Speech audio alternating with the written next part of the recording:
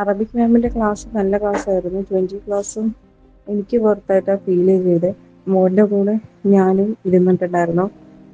20 ക്ലാസ്സിലെ മോനെ പഠിപ്പിച്ചത് എനിക്കും പഠിക്കാൻ പറ്റി. അറബിക്ക് വേർഡ്സ് തന്നാൽ ഇപ്പം എനിക്ക് ചെറുതായിട്ട് വായിക്കാൻ പറ്റുന്നുണ്ട്. എനിക്ക് ഓക്കെയാണ്. മോനും അതുപോലെ തന്നെ. അവന് ബേസിക് ഒട്ടും ഇല്ലായിരുന്നില്ല അറബിക്കിന്. ഇപ്പം സിംഹഹർക്കത്തെല്ലാം ഇടാൻ പഠിച്ചു. വായിക്കാൻ ചെറുതായിട്ട് സ്റ്റാർട്ട് ചെയ്തിട്ടുണ്ട്. അവൻ ഓക്കെയാണ്.